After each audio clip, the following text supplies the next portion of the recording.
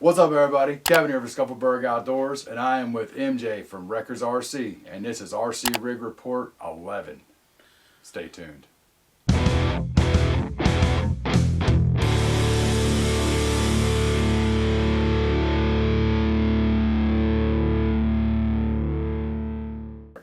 All right.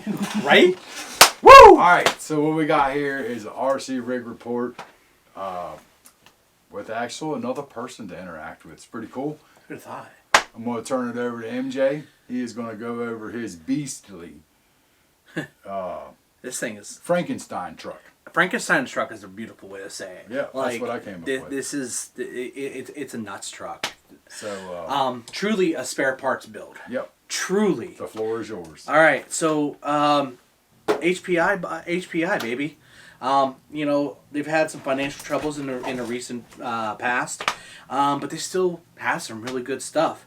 I got to give a huge shout out to my boys over at Northwest Scalar Designs, because one of my buddies happened to have this body available, and it wasn't cheap, but 100% worth it. Oh, like I love these. Range Rovers and shit like that. So look, I'm going to start with the bumper. You know why? It's in front. Number two, dude, I love this bumper. I was taking my tiny human to a dentist appointment, and I saw an FJ Cruiser with that exact bumper. I went on RC 4-Wheel Drive's website. I'm like, if someone's going to have it, it's going to be them. Mm. We all know the CC Hand RC 4-Wheel Drive prices, but alas, I bought one. And alas, I have beat the living snot out of it. I am not nice to my rigs. It's got a nice curve to the front. It's got a beautiful curve because it's been well earned. So looking at the truck, you can see we ran this the other day on Thursday. Today's Saturday. So I'm going to start with my wheels and tires. So my wheels, I am sponsored by Trio. It's why gotta shout them out. But I bought these wheels so far before Trio had stuff we could use with rings. They were the standard, just 5 beadlocks, that old school style. Mm-hmm. And I'm like, Northwest Scalar Designs came out with these COVID rings, man. These things are epic. I don't know if you guys can see. I'm going to hold them up. I'll get the B-roll. Okay. I'm going to throw it in there, try and get it in there. I love these rings. I'm never going to get rid of them, so don't even bother asking to try and sell it. And I went with the Voodoo KLRs. These are the original batch, one of the first shipment out. And foam-wise, I also went the Voodoo, what are they? The hard foam and soft. Can't remember the name of them right off the top.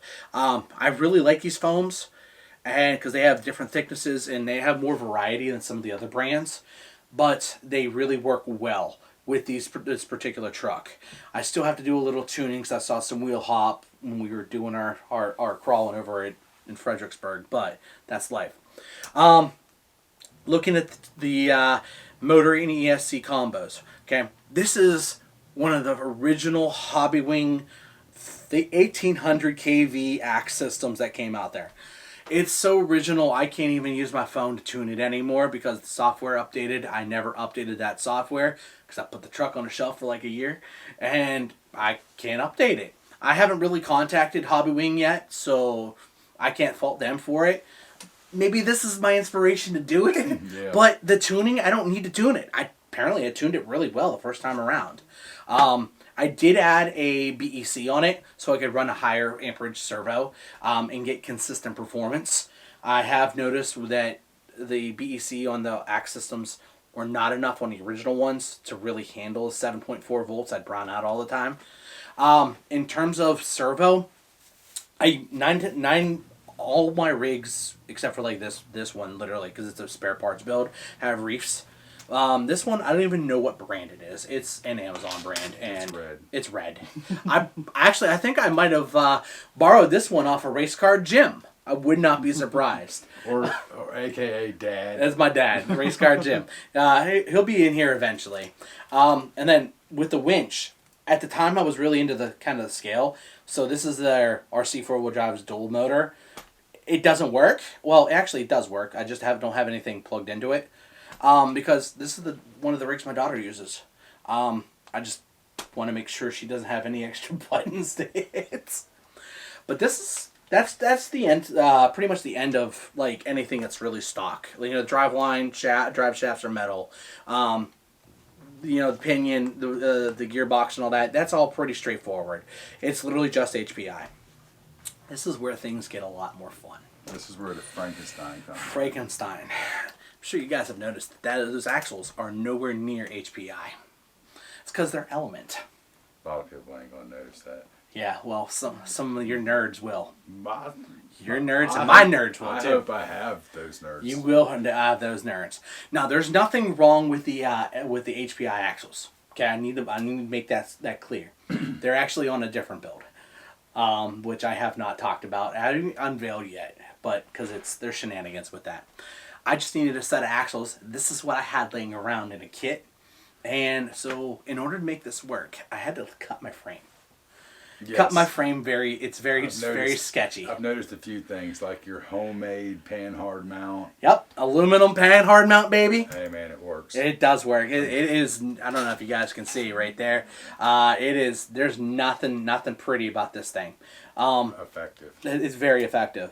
I have just enough cut out right here, and just enough support so this frame does not just bend. We're talking like a millimeter of extra metal there. You C-notched it with no reinforcement. Yes, I did.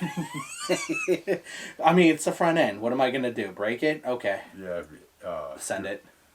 Yeah. No reinforcement. Non-reinforced C-notch. Not yet. It's ugly. The shocks are Traxxas TRX4. I pulled them. I had them available in my box, so I pulled them off of that. But where it really gets interesting is being able to make sure that I had full clearance, left and right, as well as articulation. If I would have had if I would have crossed my steering link and my panhard links, you're talking about bump steer city, okay? And I tried it, and I had no luck at all. I was just like, okay, this is undrivable. So what I did was, and that's where the notching comes out. Instead of having my servo go to this wheel for turning, I made it go short. And this is a racing turnbuckle, which I happen to have because I have a DR5M. I had an extra set of turnbuckles available. I was like, I wonder if this will work. Lo and behold, I had to get froggy with the rod ends. I had some extra of the Traxxas, the shorter ones, and I also had some of the longer ones, so I had to get a little froggy. But it works. Alas, it works. And it's adjustable, and it really does work. You'll see in one of his videos, we were at Crawler Island, and, it did well. No winch, it just did well. In terms of links, I also had to get froggy here. Because link locations and it did not really want to match up. I had to drill the frame a couple of spots. And I actually put factory team element links on this. That's part of the reason why this thing is so heavy, because it is a stainless steel. Mm-hmm. But man, I'll tell you what. For a true spare parts build, the skid's still HPI. I took a Dremel to it so I could get a little. I didn't have that giant hump right here. I evened out that Dremel spot. This thing does really well. The sliders are HPI, man. Like, this truck is truly just built to drive. But yeah, man, this thing is a monster. Does it have overdrive? No overdrive at all. Okay. I think we crossed that bridge the other day. I just let them know. Yes, no, we found out that, well, and you could, actually, if you really watch and really tune into the video that we did for Crawler Island the other day, you will see where the truck is getting pushed by not having any overdrive at all. Yep. His thing would actually, I think it would do really well with about 10%, 12% overdrive. Mm-hmm. It wouldn't push itself all the way down. I had a lot of push this morning. My 10.3 has 22 or something like that in the portals. But it was so wet, it was just... Okay. But it was wet. Yeah. It was real wet. Yeah. Yeah. It went, what did it go from 15 degrees last weekend to 70 today? Yeah. Everything's sweating. It's weird. It's ridiculous. Perspiring. Here we go. Yeah, Look, it's the details. It really is the details. I mean, I had to get froggy to make this thing work. The shock locations are not stock. The link locations are not stock. Because if I had them in the stock spots, the axle would be too far forward. And you guys can see right here. This axle would be too far forward, and there would be a lot of contact. Right, there's a touch of contact right here, but there would be even more contact. I couldn't have that. Yeah, you see all that squish. These are vented. No, we don't vent ours. We leave them sealed up. And now, in certain areas, I can totally understand that. Like if you're running creeks and whatnot, I agree with you. But I have some trucks that aren't vented, so We don't vent none of them. it I mean, it's just personal preference. it really is. I mean, you go through the water one time and it's the 10-pound tire Yeah. because Send of the it. foam. Well, you know what? Well, And that's then also then why. it's off balance because one might have more than the other. And So the foams. This is actually. He brings up a great point. The 10-pound foam on the average on like, Proline or the Crawler Innovations, those foams can really absorb a lot of water. they're open cell, These are all closed cell. they'll closed cell on the interior, and they're extremely open. They're like web open, so they don't absorb any water at Gotcha. all.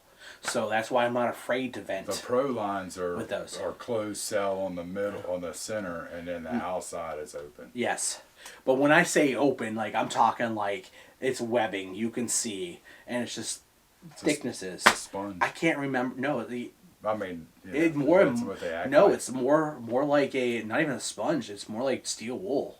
Okay. Like in a foam setup. It's that open, like single odd steel wool. You can see through it. Oh yeah. Yeah, so that's why I'm not afraid to run it. Yeah, so this truck, like I said, it's a straight spare parts build. Couple parts from my race car gym and lots of hopes and prayers, and a lot of money originally spent. Very cool. Yeah. So I hope you guys enjoy the HPI. I appreciate you coming by today, And showing off some trucks, talking RCs. I like how that winch is hidden right there too. I like Land Cruisers, Land Rovers, Range Rovers. Yeah. They're the new Ford Broncos. It's Ford. We got a little back and forth. They're all junk. I don't care what emblems want. Overpriced junk.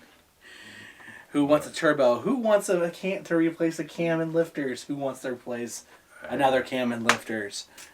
At least they don't have the same prop. Well, actually, Ford 2.7s did. I'm gonna say the 1.6 turbos out of the GM and the 3.6s out of the Equinoxes. Sorry, we went down a whole nother rabbit hole. Oh, I can take you down a rabbit hole. 72 millimeter turbo on a power stroke, all that good shit. Anyway. Yeah. That's another one we just rolled down. Freaking Hemi F-150.